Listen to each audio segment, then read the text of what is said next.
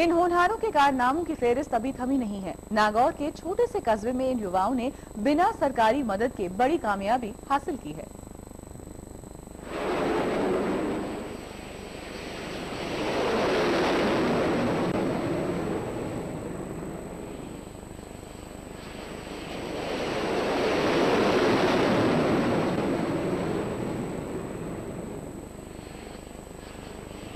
आकाश में कुलाचे मारता ये ड्रोन किसी सेना की तकनीक नहीं है और न ही किसी बड़े एरोनॉटिकल इंजीनियरिंग की लैब से गुजरा है।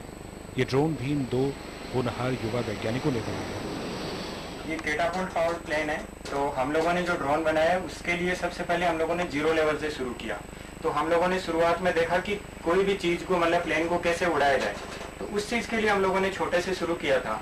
तो कैटापुल्ट में यहाँ पे एक इलास्टिक अपन डाल के, रबर डाल के इसको अगर खींच के छोड़ते हैं तो ये हाइट पे जाता है, काफी हाइट पे, फिर एकदम ग्लाइड करते हुए नीचे आता है।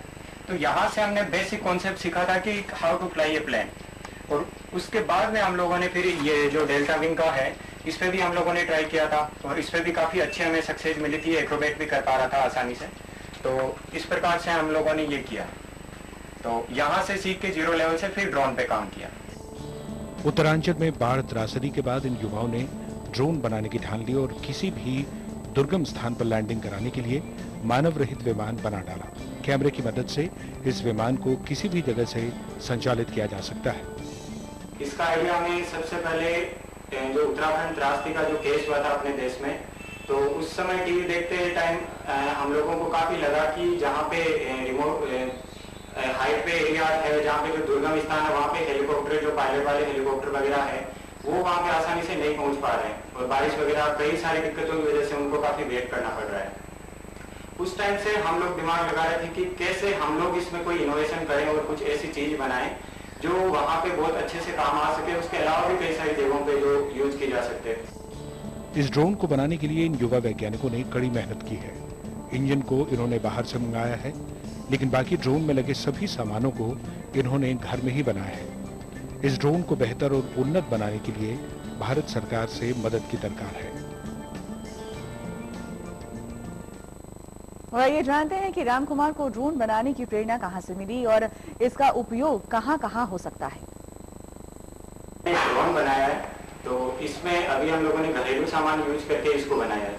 इसका आइडिया हमें सबसे पहले जो उत्तराखंड त्रासदी का जो केस हुआ था अपने देश में, तो उस समय टीवी देखते टाइम हम लोगों को काफी लगा कि जहाँ पे रिमोट हाइट पे एरिया है, जहाँ पे जो दुर्गम स्थान है वहाँ पे हेलीकॉप्टर, जो पायलट वाले हेलीकॉप्टर वगैरह है, वो वहाँ पे आसानी से नहीं पहुँच पा रहे हैं और बारिश वगैरह कई सारी दिक्कतों की वजह से उनको काफी वेट करना पड़ रहा है। उस टाइम से हम लोग दिमाग लगा रहे थे कि कैसे हम लोग इसमें कोई इनोवेशन करें और कुछ ऐसी चीज बनाएं जो वहाँ पे बहुत अच्छे से काम आ सके। उसके अलावा भी कई सारी जगहों पे जो यूज की जा सकते हैं। वहां से हमें आइडिया मिला कि एक ड्रोन बनाया जाए जो बिना पायलट के कहीं पे भी जा सके, आकार में छोटा हो, जिसको रनवे की जरूरत नहीं हो, कहीं से भी उड़ाया जा सके, उतारा जा सके। वहीं से हमें इसका आइडिया मिला और इस पे काम शुरू किया। शुरू में फंड की कमी होने की वजह से हम लोगों ने इसको फिर थ्योरेटिकल काम, पेपर वर्क पूरा कर लिया था, लेकिन फाइनेंशियल प्रॉब्लम्स की वजह से इसको फिर हमने सोचा कि घरेलू सामान से ही बनाया जाए। और कुछ जो इसके मेन पार्ट है जैसे इंजन वगैरह हो गया, ये हम लोगों ने कहीं बाहर से मंगवाए थे और बाकी सब घरेलू सामान से इस चीज को हमने बनाया है। इसमें फायदा ये है कि कहीं से भी उड़ाया जा सकता है, रनवे की जरूरत नहीं है। और जहाँ पे हाइट के एरियाज हैं, दुर्गम स्थान है जहाँ पे पायलट वाले बड़े हेलीकॉप्टर प्लेन नहीं पहुंच पाते, वहाँ इसको भेज के वहाँ की लोकेशन पे इसमें कैमरा वगैरह लगा के वहाँ पर आराम से देख सकते हैं कि कोई व्यक्ति फंसा हुआ है, कोई प्रॉब्लम आ रही है, तो उस चीज को अपन आइडेंटिफाई कर सकते हैं और वहां पे फिर राहत कार्य, बचाव कार्य अपन पहुंचा सकते हैं। क्योंकि राहत बचाव कार्य के लिए सबसे मेन चीज होती है कि वहां तक पहुंचे, पता चले कि यहाँ पे कोई प्रॉब्लम है।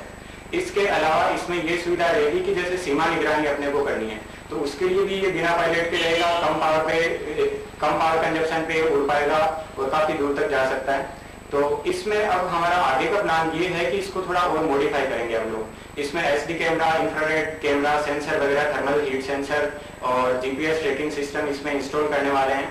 और उससे ये होगा कि अपन कंप्यूटर स्क्रीन पे, अपनी कंप्यूटर स्क्रीन पे इसको कनेक्ट कर दिया जाएगा। वहां से इसकी लोकेशन अपन देख पाएंगे कि ये अभी कहाँ पे है, क्योंकि जीपीएस ट्रैकिंग सिस्टम होगा इसमें। उससे और उड़ान के बारे में हम आगे भी करेंगे चर्चा, लेकिन फिलहाल एक छोटा सा ब्रेक।